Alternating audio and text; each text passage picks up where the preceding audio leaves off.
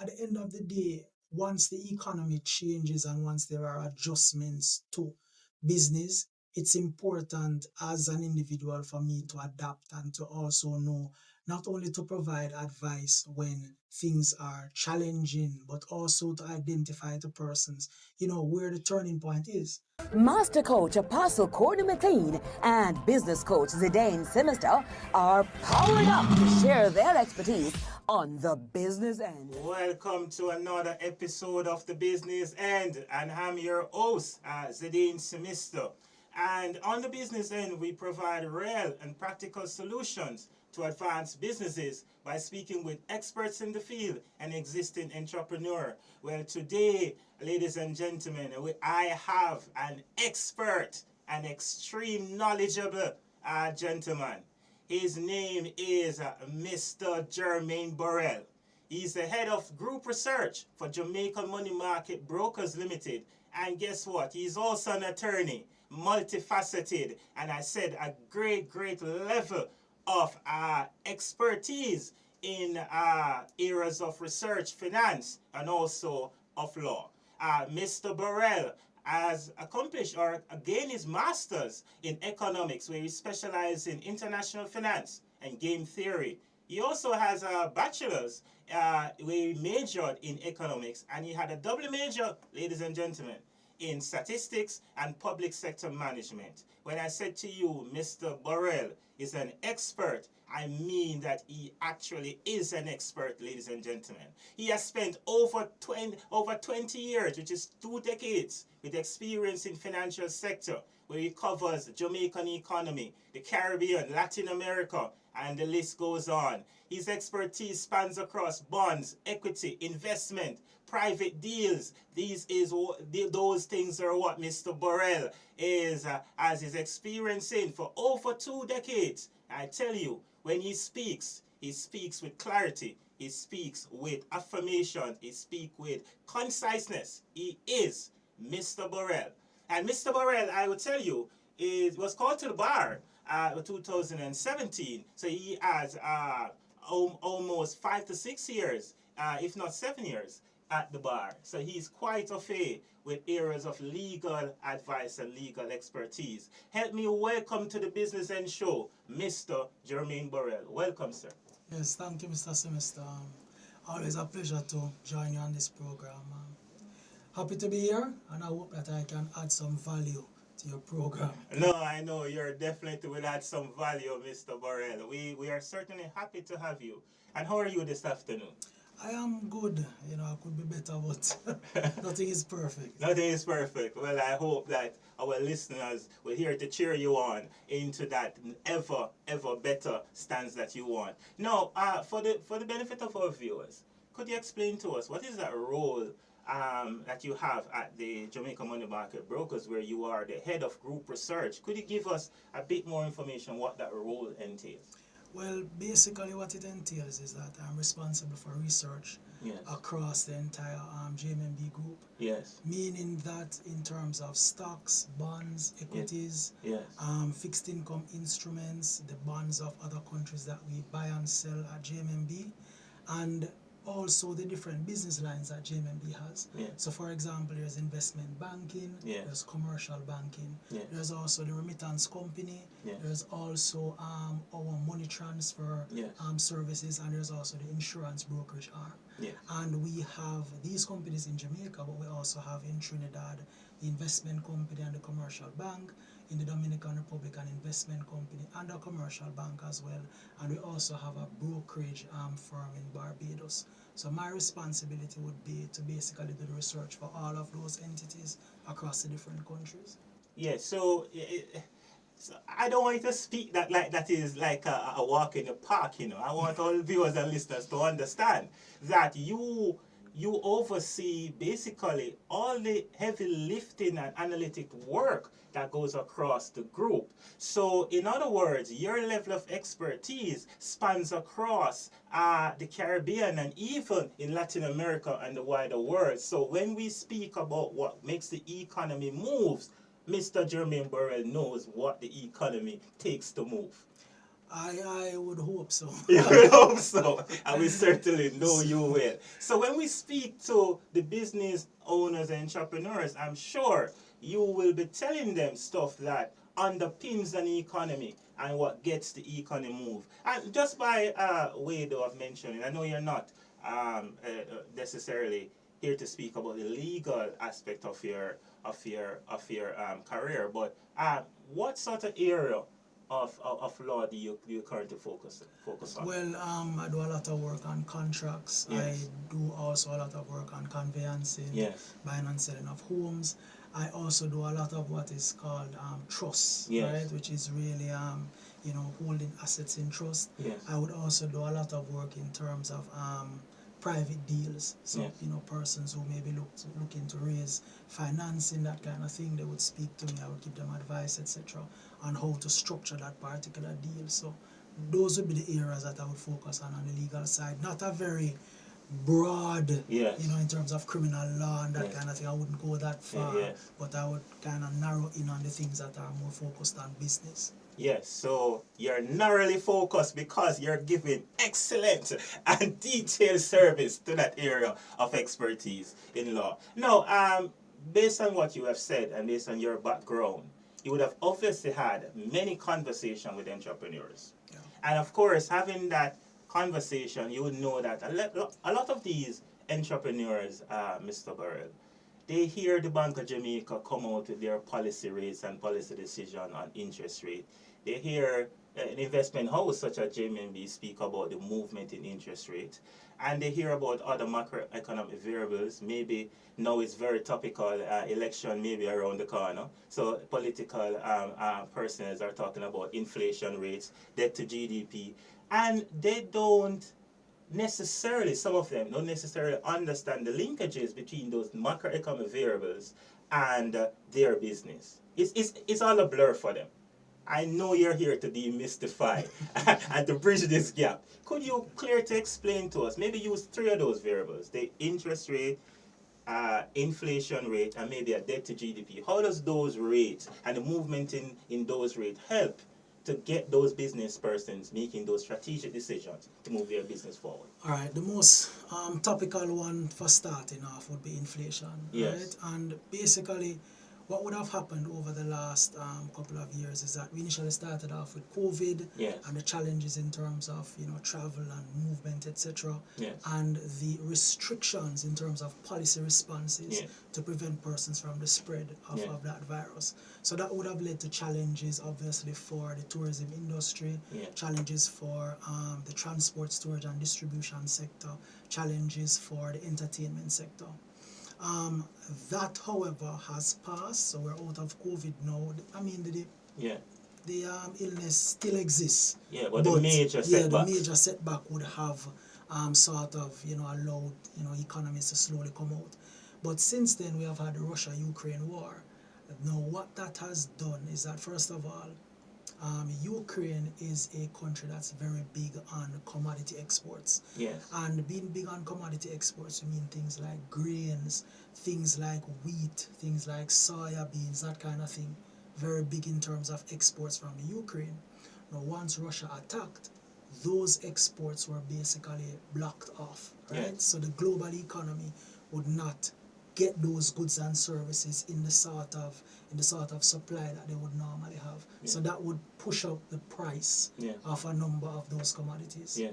Now, in response, what would have happened is that the globe, including the Western world, European Union, and the US, would have responded with sanctions on Russia. Yeah. Russia is big in terms of the export of oil. Russia is also big in terms of the export of fertilizer. Yeah. So once those things got the sanctions from the European Union, etc., the price of those commodities would have gone up. So we have a double barrel sort of hit. The hit to the Ukraine, which is Yes. very big on their exports, and also now the sanctions on Russia. So that now pushed up inflation. Once inflation went up globally, what central banks normally do is that when there's a challenge in terms of inflation, the response is really to increase interest rates. Not because interest rates by themselves will impact the exports from these countries because central banks can't stop wars, etc.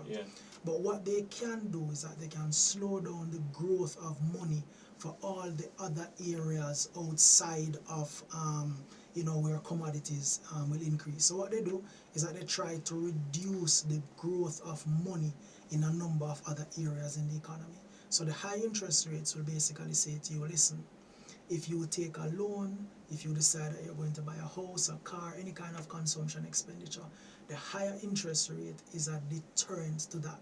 So the interest rate essentially will cause most persons to rethink expenditure plans, and by so doing it helps to keep down the cost of the things that the central bank can control. People talk a lot about core inflation, which is really where the central bank has a lot of its strength in terms of restricting money supply.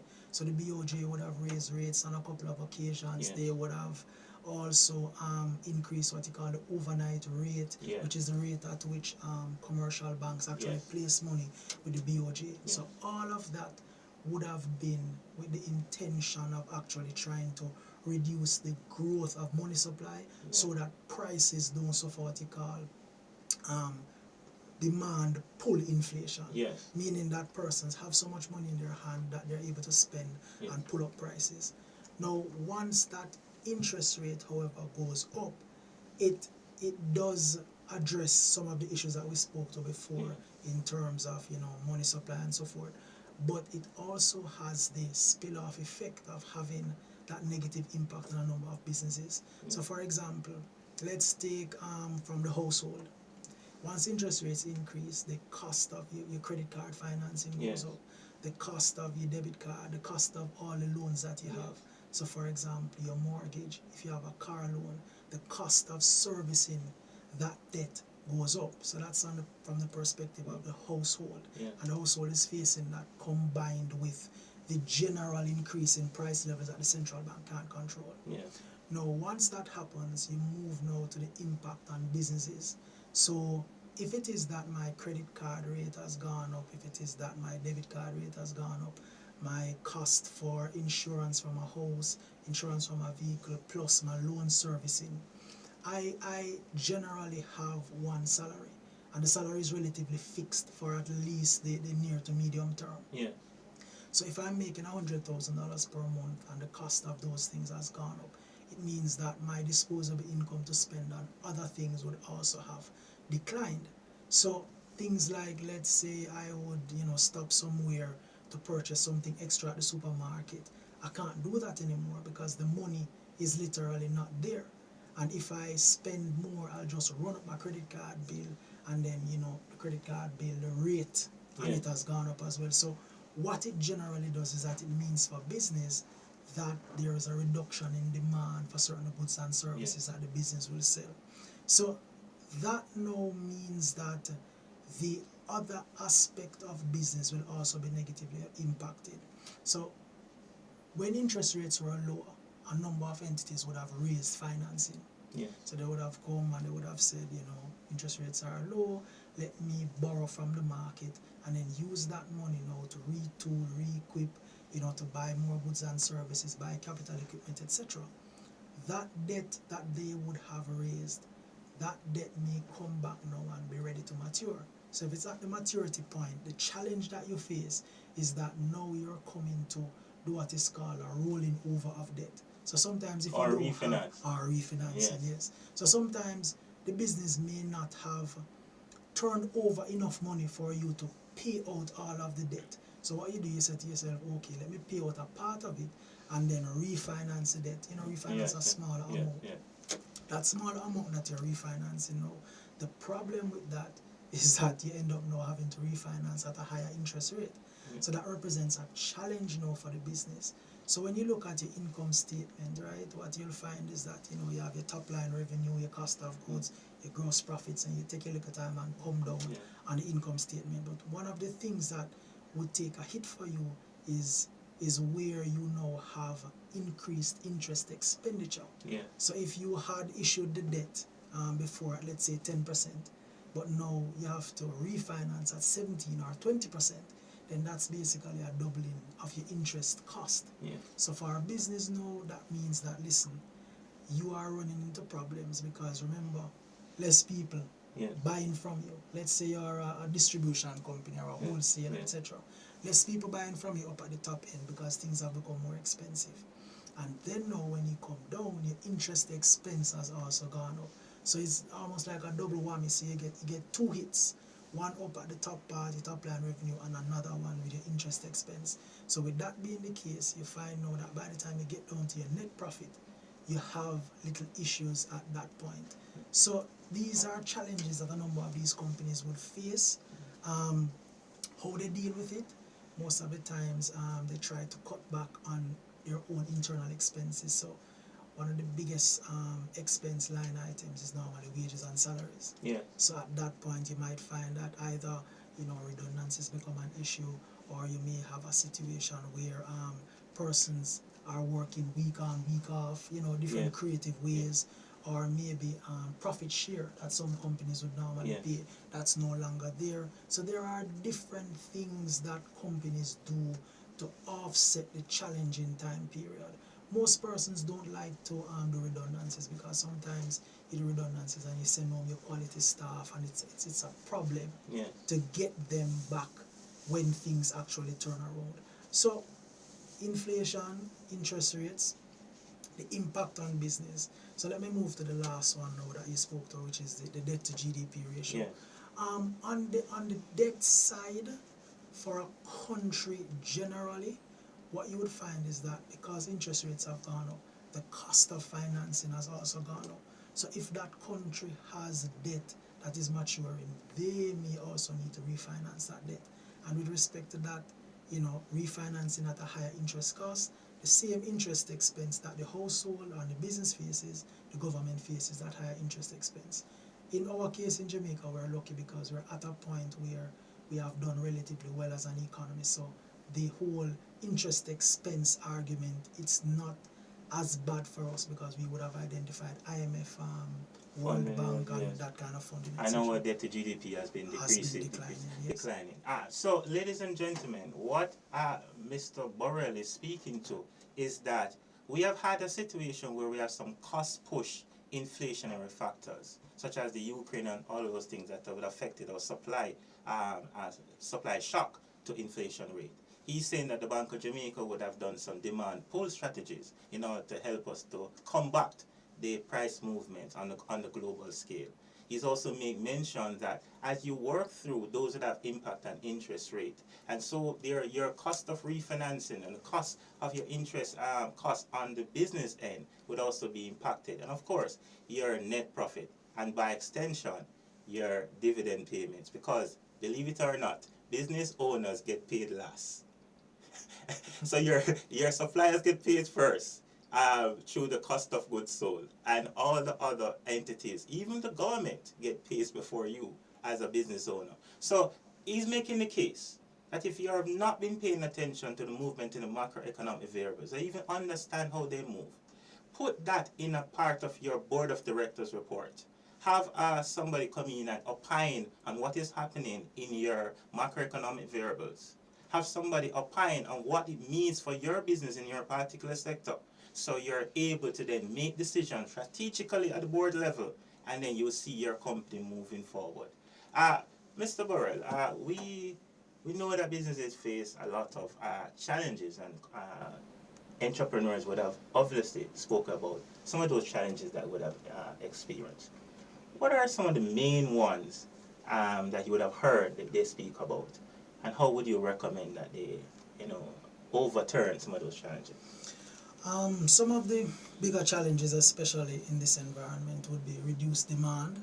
So, clearly reduced demand for goods and services is an issue. They would have also spoken to, the high cost of borrowing, if it is that they need to borrow. They would also speak to things like, the general challenges of the economy, demand for their goods and services, etc. In terms of a solution, it is a difficult time period. So therefore, diversification of product offerings is always a big issue. One of the things that a number of entities do is that they try to bundle products. Yes. So for example, instead of, if you have one commodity that is, a big seller and another that does not do so well, bundling the products together, offering it at discounts to clients. And one of the other big things that we have to do is that companies have to watch inventory. Yeah. They have to watch how fast the goods are moving, because remember that oftentimes you may have to pay rent for the inventory space. Yeah. So you really need to ensure that the goods are turning over quickly. And to get that up and running, as I said before, the bundling of goods is important. Increased advertising, on your station here, that will also help. Going out there and being in the world of the client, letting the client know that, listen, we understand that costs have gone up, and we are here to provide you with deals, different opportunities to make you want to, take exposure to their particular product. So it's a challenging time period, and at the end of the day, you have to be creative with what it is that you need to do. You have to be in the world of the client. You have to advertise.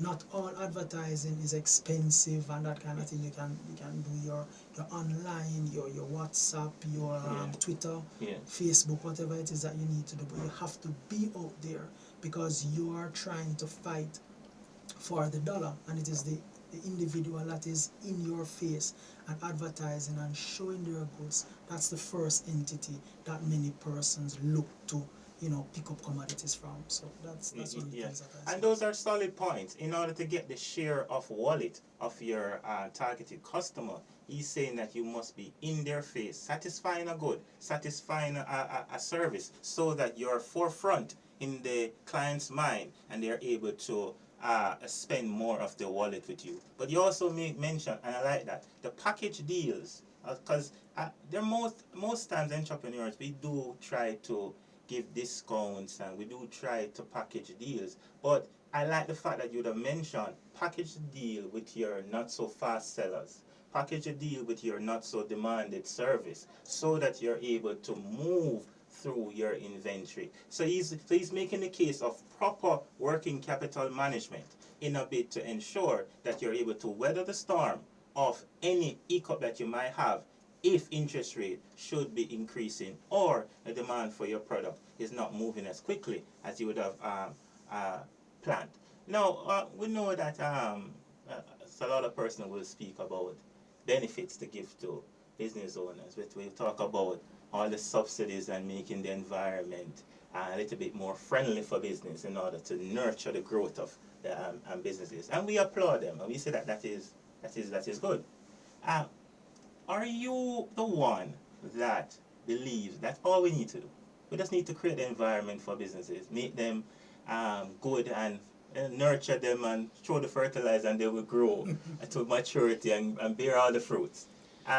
Or is it that we need to do something else? And what is that something else? I'm of the view that we need to do something else. Creating a stable macroeconomic environment is good. Yeah. Right? But at the same time, I think that we need things like, pushing more in terms of helping entrepreneurs. One of the things that persons face in terms of challenges is really having accounting data, proper accounting data that needs to be there, because having your accounting data is important, because you can go to someone with your audited financials if you need financing, that kind of thing. The other thing that is important is helping a number of businesses to open bank accounts. Yes. Whether it is a commercial bank account or it is something with a credit union, etc., whatever it is, there needs to be something that shows your flows. Yeah. Because it's based on your flows that the financial institution will say, okay, this entity has been doing this amount of flows and generating this kind of revenue, therefore we can provide them with a loan to do any kind of capital equipment acquisition. Yeah. So that's very important from a financial sector perspective. The other aspect of it that is important is some of the work that has been done by the Small Business Association in terms of getting entrepreneurs up to speed, letting them understand what's happening. The FSC would have also been there in trying to advise persons to be aware of certain types of investments, because you make your money, you don't want to waste it. You also will have the Development Bank of Jamaica, which also provides loan. You've been hearing about things like receivables financing, that some persons might, you might have receivables that are not being sold. You can package it, use it, get additional funding, and then use that funding to acquire additional raw material. That's also something that's positive. And basically, you would would have had other things, for example, the central bank talking about, improving the access of businesses and individuals to bank accounts, making it simpler. Yes. All of this is very important because what it really does is that it formalizes your cash flows. Yes. And the formalization of the cash flows ensures that, listen, you can actually be able to go and have a conversation with your banker to say, this is my flow, this is what I can afford, what can you do for me in terms of providing financing. And there are other entities like Jampro would have helped some of these small businesses in terms of packaging their product and services and shop it to other entities in foreign countries. So we do applaud the effort that has been made, but you're saying more can be done in order to formalize access to capital and boost the economy. Now, on that note of capital, right? I know we're speaking about capital in terms of goods and services, but some of the entrepreneurs, even which I have dealt with, they want these access to capital to improve efficiency in how they automate their processes. And of course, they're onboarding, whether you're a financial sector, you're onboarding your clients, and that's the ease of how your clients deal with you, have business, or even in a manufacturer or distribution sense, you will want to ensure that there's a seamless process of getting the goods from production into the hands of your consumers.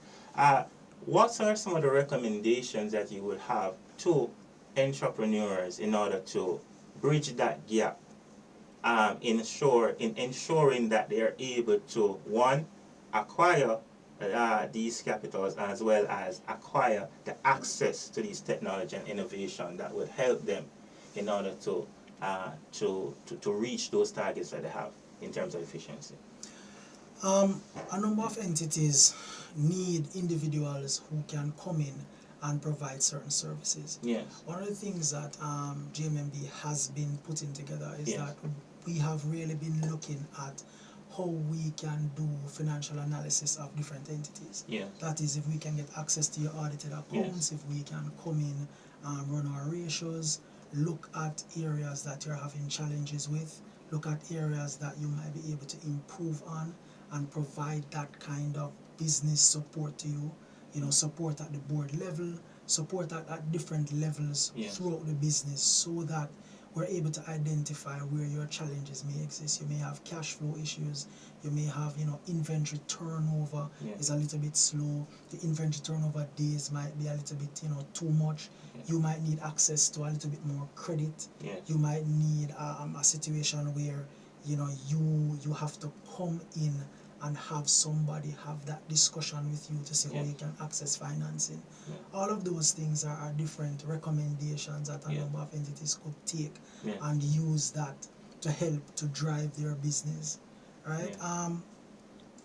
One of the things that we also have to identify is that as an entrepreneur, you don't necessarily know every single thing, right? You might be very good at your business, but then there are other areas that you need to strengthen up on. There are other areas that persons can come in and provide you training. There are persons that can come in and that can motivate your staff, HR training, that kind of thing. And sometimes the individuals working with you are the ones that really are there to drive your business. For example, your salesperson is the first line of contact with anybody that comes in. If that salesperson is not vibrant, if they are not pushing your products, then the client just walks out the door. So all of that training is important from the first stage going right down to the financial statements. This program is probably too short to go into everything. Yes. But nonetheless, Mr. Burrell, you're making the case for the additional help for these businesses, that they can outsource aspects of their business in order to find the perfect solution and bridge that gap. So you're making a case for those companies that can come in and assess what is needed and also to provide and lend their services. I think you're making a case for Valley Zone Financial Services, but we'll continue. I'm sure you must have gone through some positive. You're seeing some companies that are doing something good. Yes. What is the one or two things that those successful companies have in common? What makes them successful? What makes most of these companies successful is their ability to identify opportunities. So, for example, what we have had, despite the difficult and challenging environment, is a lot of acquisitions. Yeah. So, persons would have done well during the times when interest rates were low, and they would have built up their capital base and the cash flow. Now that times are challenging, there are sometimes entities that have very good value propositions, but maybe the owners are old, they're looking to move on, their children are not interested in the business. So what we have seen is a lot of entities with strong cash flow and with good access to the markets being able to raise financing, plus using their their built-in cash flow to actually acquire other entities. And in so doing, that has given them exposure to a different segment of business, which clearly will have long-term positive implications. And once you're able to acquire other entities with good value and good brands, you're able to actually corner the market in terms of taking significant market share. So what I'd say is that those persons who have done well during the times when the economy was easier in terms of interest rates, etc., and would have stored their wealth, they are now able to pick up valuable property, valuable entities, and to actually get into other segments that prior to they would not have had exposure. So good cash management, good vision, good foresight, and of course a proper board has led to some of these acquisitions and further impetus for growth for the long term. Yes, and excellent. Beyond what you have mentioned, and you have mentioned a lot, and we need more time. We need a part 2, a part 3, and a part 4. But beyond what you have mentioned, maybe a one or two gem that you want to leave with our business owners, entrepreneurs, what would that be? At the end of the day, it's important to actually keep your costs under control. Oftentimes, you're not able to impact your revenue lines, right? Because if things are difficult, then things are just difficult. But what you can control is that you can control cost. And you can also control what your margins look like, whether it be your gross profit margin, your net income margin, whatever it is. You have to spend a lot of time managing those costs and those margins. Growing your equity as well is part of paramount importance, because the equity and your cash flow, as I had said before, that helps you to take advantage of opportunities. So those are really the gems that I think any business should really be focused on. Managing your spreads, managing your margins, and ensuring that you keep up to date with the different changes happening in the global marketplace. So we spoke about inflation and all of that before. This would have caught some entities off guard. Person saying, okay, we didn't know that inflation would have actually come through and impacted us this way. We didn't know that these things happening in Ukraine and all over the world would have actually filtered down to us like this. So you need to get somebody with strength on your board who can really see certain things and who are able to actually point out these things and do their forecast before the negatives begin to happen. Yes, and viewers and listeners, when you make mention of increasing your equity, a simple way to increase your equity is the monies that you have made, your net profit that you have made. Don't take all of it. Leave some as retained earnings in your business, and your equity in the business would increase. I know you're not here to speak about legal advice, but I know I have to ask you. My viewers and listeners will not be pleased with me to have an attorney and don't ask him something pertaining to law. So, in what scenario would a young or a medium-sized business need legal advice or services? There are a number of ways that you would need legal advice.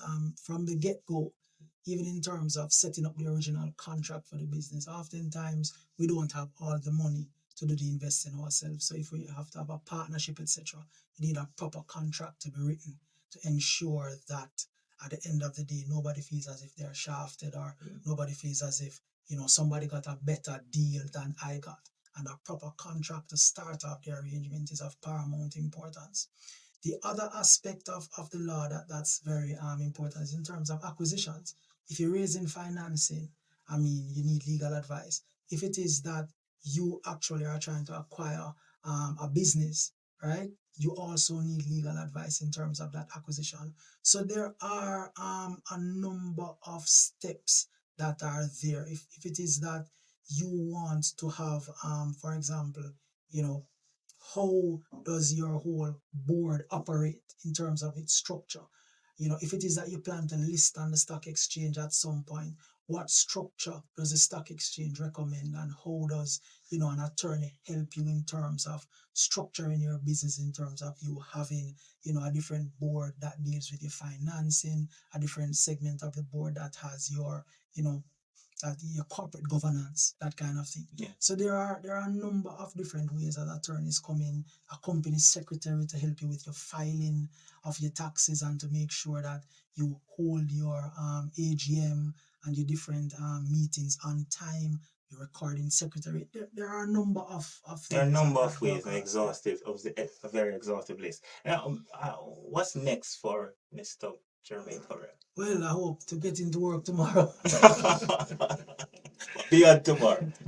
But beyond tomorrow for me, I guess I'm just trying to ensure that I can offer as much value as I can to persons at JMMB, as well as, you know, to my own personal clients.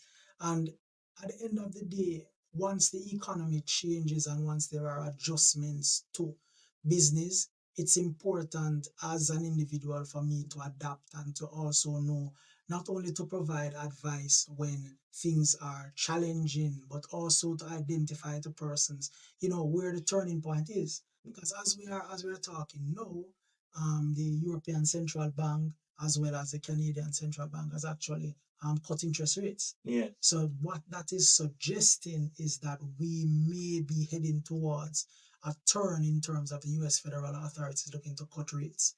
And if that cycle should begin, let's say, you know, in the last quarter of 2024, we may see our own central bank looking to cut interest rates. So we may be at that point where rates are looking to come down. And if rates are looking to come down, there are implications for equities and growth, right?